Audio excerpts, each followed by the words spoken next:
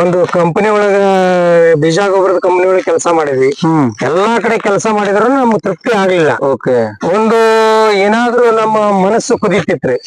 ಏನಾದ್ರೂ ಒಂದು ಜೀವನದೊಳಗೆ ಸಾಧನೆ ಮಾಡ್ಬೇಕು. ಶಿಕ್ಷಣದೊಳಗೆ ಏನೂ ಸಾಧನೆ ಮಾಡಕ್ ಆಗ್ಲಿಲ್ಲ ನಾವು. ಒಂದು ರ್ಯಾಂಕರ್ ಸ್ಟೂಡೆಂಟ್ ನಾವು. ಆದ್ರೂ ಕೂಡ ಏನೋ ಒಂದು ಕೆಟ್ಟಗಳಿಗೆ ನಮ್ಗ ಅದು ಬಡತನ ಇರ್ಬೋದು ಅಥವಾ ಏನೋ ಮುಂದ ಹೋಗಕ್ ಅವಕಾಶ ಆಗ್ಲಿಲ್ಲ. ಅದ ಒಂದು ನಾವು ಗುರಿಯಾಗಿ ಇಟ್ಕೊಂಡು ಈ ಒಂದು ಕೃಷಿನ ಮೂಲ ಬಂಡವಾಳವನ್ನಾಗಿ ಮಾಡ್ಕೊಂಡು ನನ್ನ ಭೂಮಿನ ಇದ್ರೊಳಗೆ ಏನಾದ್ರೂ ಸಕ್ಸಸ್ ಮಾಡ್ಬೇಕು, ಒಣ ಭೂಮಿಯಲ್ಲೇ ಏನಾದ್ರೂ ಸಾಧನೆ ಮಾಡ್ಬೇಕು ಅಂತ ಇಷ್ಟೆಲ್ಲ ನಾನು ಸಮಗ್ರ ತೋಟನ ಆಯ್ಕೆ ಮಾಡ್ಕೊಂಡು ಹಂತ ಹಂತವಾಗಿ ಇದನ್ನ ಕೃಷಿ ಮಾಡ್ತಾ ಮುಂದೆ. ಈಗ ನೀವು ತೋಟ ಒಟ್ಟಾರೆಯಾಗಿ ಹೇಳ್ಬೇಕಂತಂದ್ರೆ ಈ ಸಮಗ್ರ ಕೃಷಿ, ಈ ಬಾಳೆ ಇದು ಏನಪ್ಪಾ ಅಂದ್ರೆ ಪೇರಲ ಗಿಡ, ಆಮೇಲೆ ದಾಳಿಂಬೆ ಗಿಡ, ಆಮೇಲೆ ನೆಕ್ಸ್ಟ್ ಏನಪ್ಪ ಗೋಡಂಬಿ ಗಿಡ, ಮಾವಿನ ಗಿಡ, ಒಟ್ಟಾರೆ ಇದರಿಂದ ನಿಮಗೆ ಒಂದು ತಿಂಗಳದಿಂದ ಹಿಡ್ಕೊಂಡು ವರ್ಷದ ಆದಾಯ ಎಷ್ಟು ಬರ್ತೈತಿ? ನೋಡ್ರಿ, ಈಗ ಮೊದ್ಲಿಂದನ ನಾನು ಯಾವ್ದೋ ಆದಾಯಕ್ಕಂತೇಳಿ ಕೃಷಿ ಮಾಡ್ಲಿಲ್ಲ. ಒಂದು ನನ್ನ ಹವ್ಯಾಸ, ಪರಿಸರ ಬೆಳೆಸಬೇಕು, ಈ ಸಾವಯವ ಕೃಷಿ ಮಾಡ್ಬೇಕು, ಗಿಡ ಮರ ಪ್ರಾಣಿ ಪಕ್ಷಿ ಎಲ್ಲಾ ನೀರು ಎಲ್ಲಾ ಸಂರಕ್ಷಣೆ ಮಾಡ್ಬೇಕು. ಅದರ ಜೊತೆಗೆ ನಮ್ಮ ಮನೆಗೆ ಏನ್ ಬೇಕು ಎಲ್ಲಾ ಹಣ್ಣು ಹಂಪಲುಗಳು ಎಲ್ಲಾ ಸೀಸನ್ ಒಳಗೆ ಸಿಗ್ಬೇಕು. ಆಮೇಲೆ ಎಲ್ಲಾ ತರಕಾರಿಗಳು, ಸಿರಿಧಾನ್ಯಗಳು, ಅಕಡಿ ಕಾಳು ಎಲ್ಲಾ ಬೆಳ್ಕೊತೀವಿ ಇದ್ರಾಗ. ಆಮೇಲೆ ಎಲ್ಲವೂ ನಮ್ಮ ಮನೆಗೆ ವರ್ಷ ಪೂರ್ತಿಯಾಗಿ ಕಾಳು ಇರ್ಬೇಕು. ನಾವು ರೈತರಾದವರು ಇವತ್ತು ನಾವು ಚೀಲ ಹಿಡ್ಕೊಂಡು ನಾವು ಸಂತಿಗೆ ಹೋಗ್ತೇವೆ ಅಂದ್ರೆ ನಾವು ರೈತರಲ್ಲ. ರೈತರದು ಯಾವಾಗ್ಲೂ ಕೊಡ್ಬೇಕು. ಇವತ್ತೇನಾಗ್ತಾ ಇದೆ, ಈ ರೀತಿ ನಾವು ಕೈ ಒಡ್ತಾ ಇದ್ದೇವೆ.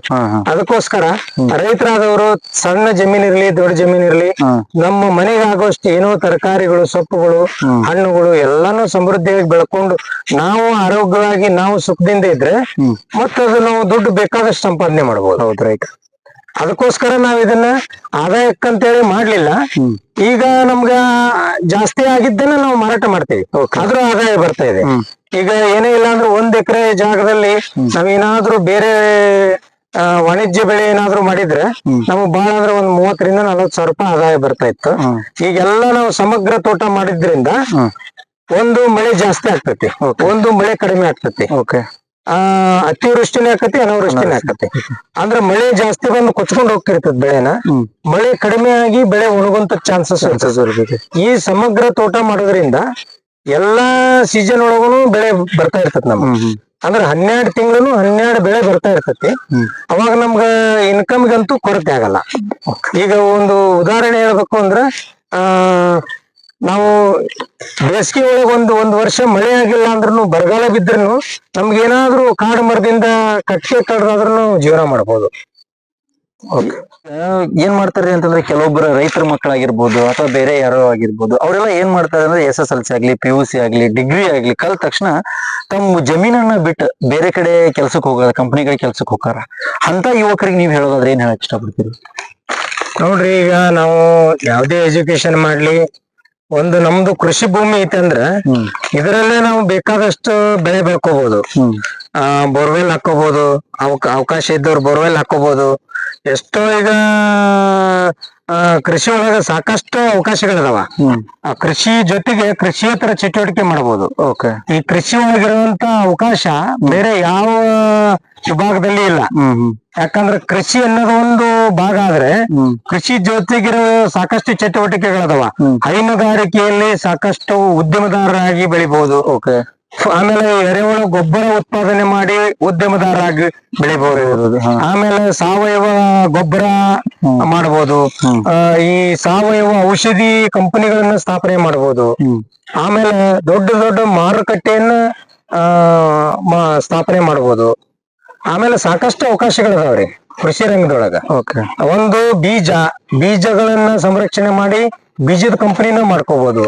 ಗೊಬ್ಬರ ಸಂಪಾದನೆ ಮಾಡಿ ಗೊಬ್ಬರದ ಕಂಪನಿನ ಕಟ್ಕೋಬಹುದು. ಅಂದ್ರೆ ಮಾಡುವಂತ ಗೊತ್ತಿರ್ಬೇಕು. ಆಮೇಲೆ ಆಸಕ್ತಿ ಇರ್ಬೇಕು. ಆಮೇಲೆ ಈಗ ನಾವು ಬೇರೆಯವರು ಕೆಲ್ಸಕ್ಕೆ ಹೋಗ್ತೇವಿ, ಅಲ್ಲಿ ನಮ್ಗೆ ಸಂಬಳ ಸಿಗ್ತತಿ ಬಿಟ್ರೆ ನಮ್ಗ ಮನಸ್ಸಿಗೆ ತೃಪ್ತಿ ಇರಲ್ಲ. ಆಮೇಲೆ ನಮ್ಗೆ ನಾವು ಮಾಲೀಕರು ಅನ್ಕೊಳಕ್ ಆಗಲ್ಲ.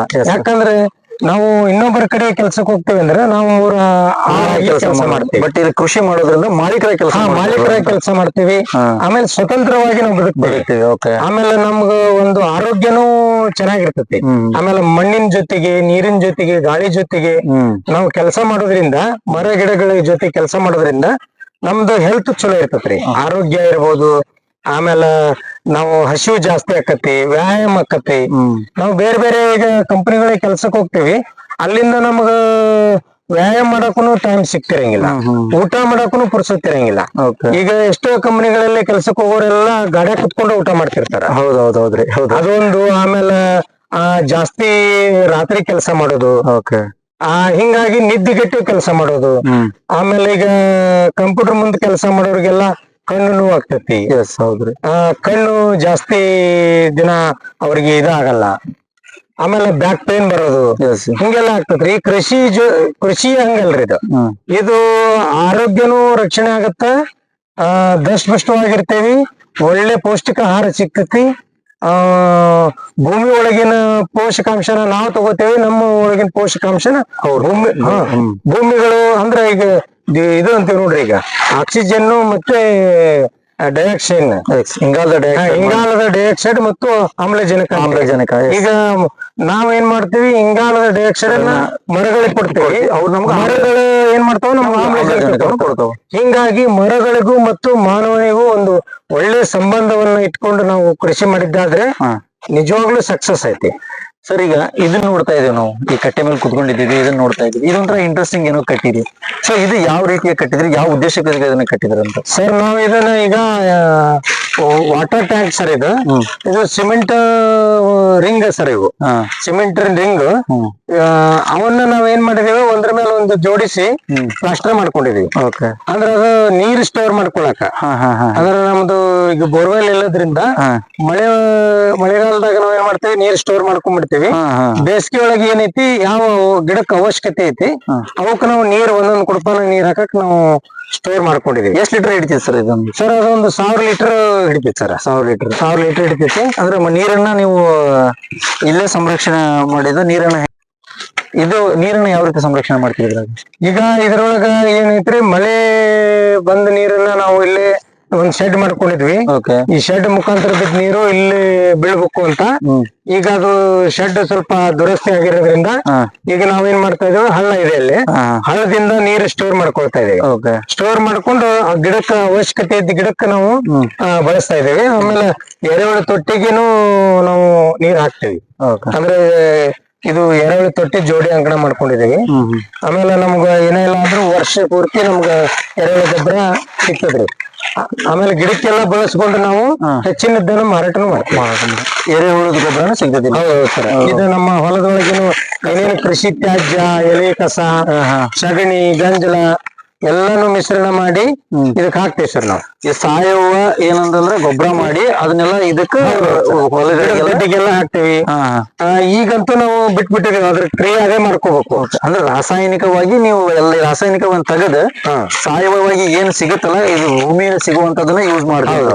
ಓಕೆ, ಆಲ್ಮೋಸ್ಟ್ ಇದನ್ನ ಎಲ್ಲಾ ರೈತರು ಕೂಡ ಫಾಲೋ ಮಾಡ್ಬೇಕು ಸರ್. ಅಂದ್ರೆ ಏನಾಗುತ್ತೆ ಅಂತಂದ್ರೆ, ಈಗ ಕೆಲವೊಬ್ರು ಏನ್ ಮಾಡಿದ್ರೆ ಅಂದ್ರೆ ಅತಿ ಹೆಚ್ಚು ಜಾಸ್ತಿ ಬೆಳೆ ಬೆಳೆಯೋಕೋಸ್ಕರ, ಒಮ್ಮೆಲೆ ಬರ್ಬೇಕು ಅನ್ನೋಕೋಸ್ಕರ ಈ ರಾಸಾಯನಿಕವಾಗಿ ಬಳಸೋದ್ರಿಂದ ಹೆಲ್ತ್ಗೂ ಕೂಡ ಸ್ವಲ್ಪ ಪ್ರಾಬ್ಲಮ್ ಆಗುತ್ತೆ ಸರ್. ಇವತ್ ನೋಡ್ರಿ, ನಾವೆಲ್ಲಾ ಭೂಮಿ ಒಳಗಿನ ಪೋಷಕಾಂಶ ಹೀರಿ ಬೆಳೆ ಬೆಳಿತಾ ಇದೇವಿ.